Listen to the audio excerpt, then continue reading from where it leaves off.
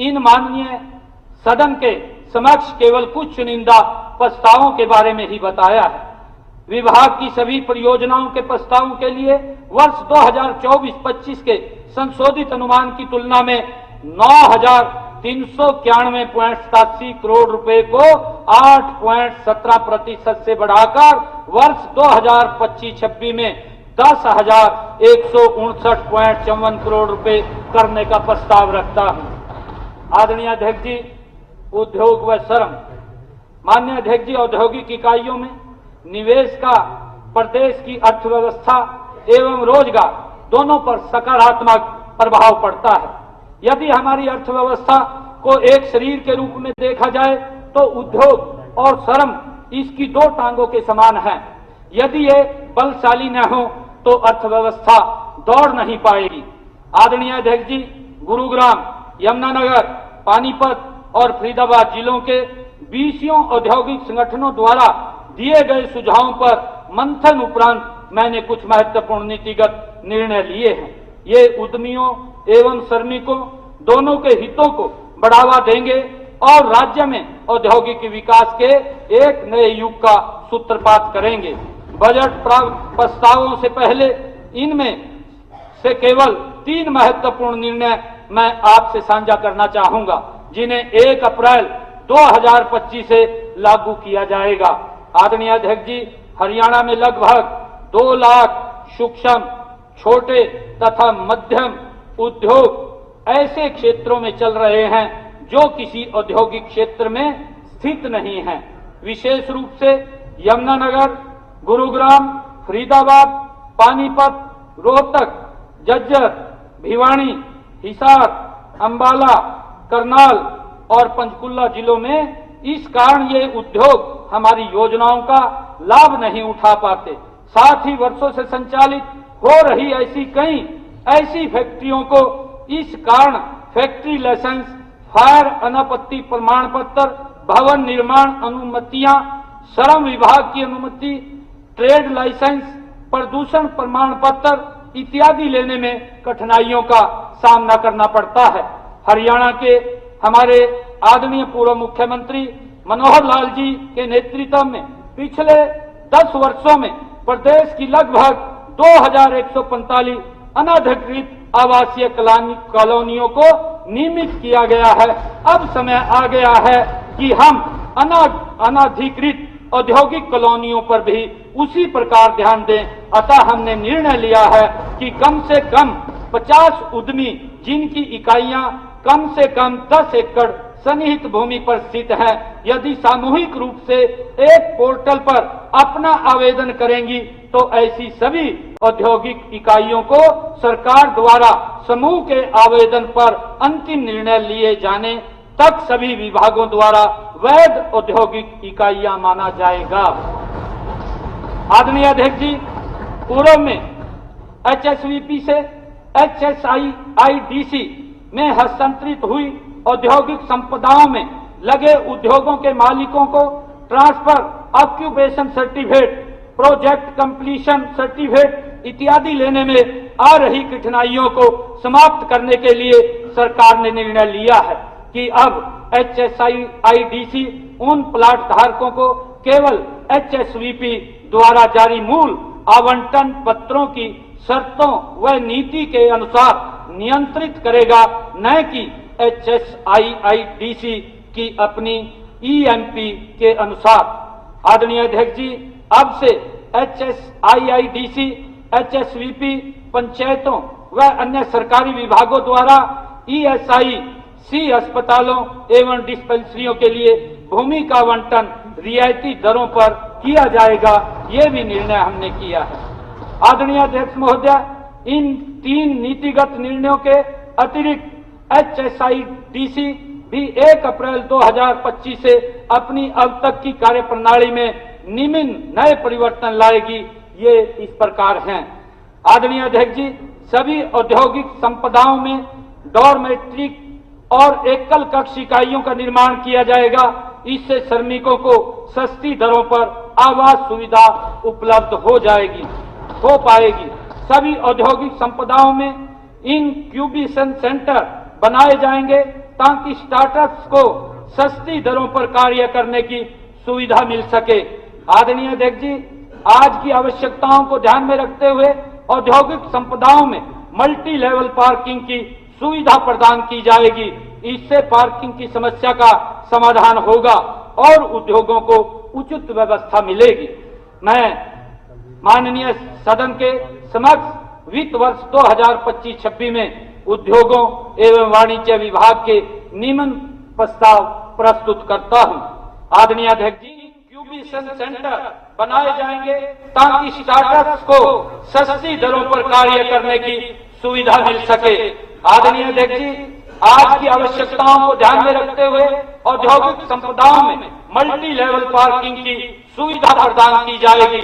इससे पार्किंग की समस्या का समाधान होगा और उद्योगों को उचित व्यवस्था मिलेगी। मैं माननीय सदन के समक्ष वित्त वर्ष 2025-26 में उद्योगों एवं वाणिज्य विभाग के नियमन प्रस्ताव प्रस्तुत करता हूं। आदरणीय अध्यक्ष जी, हरियाणा आत्मनिर्भर टेक्सटाइल पॉलिसी 2022-25 की अवधि दिसंबर 2026 तक बढ़ाई जाएगी और इसके अंतर्गत पात्र परियोजनाओं की ऊपरी संख्या सीमा को समाप्त कर दिया जाएगा। आदरणीय अध्यक्ष जी, HSIIDC द्वारा IMT खरगोदा की तर्ज पर हरियाणा में 10 नए औद्योगिक मॉडल टाउनशिप IMT विकसित करने के लिए ई भूमि पोर्टल पर वर्ष 2025-26 की शुरुआत में ही भूमि की मांग दर्ज कर दी जाएगी। साथ ही किसानों को लैंड पूलिंग पॉलिसी और लैंड पार्टनरशिप पॉलिसी के विकल्प भी दिए जाएंगे। आदरणीय अध्यक्ष जी, भारत सरकार के एक जिला एक उत्पाद कार्यक्रम के अनुरूप राज्य सरकार पद्मा नीति के तहत एक ब्लॉक एक उत्पाद कार्यक्रम लागू कर रही है। स्थानीय संसाधनों एवं मौजूदा सूक्ष्म उद्यम परिस्थिति की तंत्र को ध्यान में रखते हुए जींद, अंबाला और करनाल जिलों में 3 नए औद्योगिक क्लस्टरों को अब तक स्वीकृति दी जा चुकी है। आगामी वित्त वर्ष में अलग अलग जिलों में 10 नए औद्योगिक क्लस्टरों को फास्ट ट्रैक मोड पर स्वीकृति दी जाएगी। आदरणीय अध्यक्ष जी, स्वच्छ पर्यावरण को बढ़ावा देने, लघु एवं मध्यम उद्योगों को CAQM मानकों के अनुपालन में सहायता प्रदान करने के लिए अब एक नई योजना के अंतर्गत उद्योगों में लगे जनरेटर को स्वच्छ पर्यावरण अनुकूल ईंधन में बदलने एवं retrofit emission control device RECD उपकरणों को अपनाने के लिए वित्तीय सहायता देने का मेरा प्रस्ताव है। हरियाणा को जीरो वाटर वेस्टेज औद्योगिक क्षेत्र के रूप में विकसित करने के लिए ठोस प्रयास किए जाएंगे। इस दिशा में मैं एक पायलट प्रोजेक्ट के लिए IMT मैनेजर को चुना गया है। यहाँ जल संरक्षण एवं हरित पहल के तहत 55 MLD के CETP से संशोधित जल को रिसाइकलिंग कर पूरे औद्योगिक क्षेत्र में ग्रीन बेल्ट का विकास, सेंट्रलाइज्ड फायर सिस्टम तथा पर्यावरण संरक्षण के लिए प्रयोग किया जाएगा ताकि औद्योगिक कचरे और जल संसाधनों का सतत उपयोग हो सके।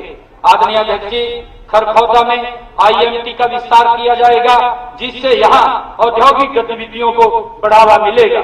साथ ही इलेक्ट्रिक वाहनों और उनके पुर्जों के निर्माण के लिए EV पार्क स्थापित किया जाएगा जो इस क्षेत्र में हरित औद्योगिक विकास को प्रोत्साहित करेगा।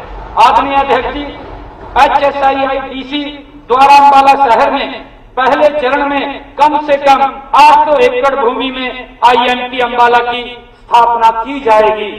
आदरणीय अध्यक्ष जी, HSIIDC द्वारा राई औद्योगिक संपदा IMT बावल और IMT मानेसर में पायलट प्रोजेक्ट के रूप में श्रमिकों के लिए 5-5 एकड़ भूमि डॉर्मिट्रीज और एकल कक्ष के निर्माण के लिए उपलब्ध कराया जाएगा। इन स्थलों पर ऐसी इकाइयों के निर्माण के लिए श्रम विभाग हरियाणा और हाउसिंग फॉर ऑल विभाग द्वारा HSIIDC को सहयोग राशि उपलब्ध कराई जाएगी। निर्मित इकाइयां HSIIDC के औद्योगिक संपदाओं में कार्यरत श्रमिकों को दैनिक, साप्ताहिक, मासिक, अर्धवार्षिक एवं वार्षिक किराए पर उपलब्ध कराई जाएगी। इन आवासीय इकाइयों का दैनिक संचालन व प्रबंधन स्थानीय औद्योगिक संगठनों द्वारा किया जाएगा। आदरणीय अध्यक्ष जी, प्रत्येक संपदा में 500 एकल कक्ष इकाइयों और 50 डॉर्मेट्रिक इकाइयों का प्रावधान किया जाएगा। हरियाणा सरकार भारत सरकार की मेक इन इंडिया नीति के तर्ज पर मेक इन हरियाणा कार्यक्रम का प्रारूप बनाएगी, जिसके तहत राज्य को निर्माण, डिजाइन और नवाचार का वैश्विक केंद्र बनाने हेतु सरकार विभिन्न योजनाएं लागू करेगी। इस दिशा में सरकार द्वारा उद्योगपतियों को आकर्षित करने के लिए वित्तीय एवं गैर वित्तीय प्रोत्साहन प्रदान किए जाएंगे। आदरणीय अध्यक्ष जी, हमारी कई नीतियों जैसे औद्योगिक नीति 2020, टेक्सटाइल नीति 2022-25, लॉजिस्टिक, वेयर हाउसिंग और रिटेल नीति 2019, ITS नीति 2017, HSIDC की EMP नीति 2015, हरियाणा राज्य डेटा सेंटर नीति 2022, हरियाणा राज्य स्टार्टअप नीति 2022, फार्मास्यूटिकल नीति 2019, कृषि व्यवसाय और खाद्य प्रसंस्करण नीति 2018, ITESDM नीति 2017, MSME नीति 2019, आत्मनिर्भर वस्त्र नीति 2022, इलेक्ट्रिक वाहन नीति 2022, हरियाणा पंजीकृत वाहन स्क्रैप और रिसाइकलिंग सुविधा नीति 2024 व अन्य उद्योग एवं श्रम संबंधी नीतियों को कालांतर में हुए परिवर्तनों को ध्यान में रखते हुए बदलाव की भी आवश्यकता है। इसके नए प्रारूप वर्ष 2025-26 में तैयार कर लिए जाएंगे। आदरणीय अध्यक्ष जी, अब मैं श्रम विभाग के नियमन प्रस्ताव प्रस्तुत करता हूँ। हरियाणा सरकार ने न्यूनतम मजदूरी दरों को हर वर्ष महंगाई भत्ते के हिसाब से बढ़ाया जाता है। इस बढ़ोतरी के चलते अकुशल श्रमिकों की न्यूनतम मजदूरी दरें जो वर्ष 2015 में 7600 रुपये निर्धारित की गई थी, वह अब बढ़कर 11,001.76 रुपये हो गई है।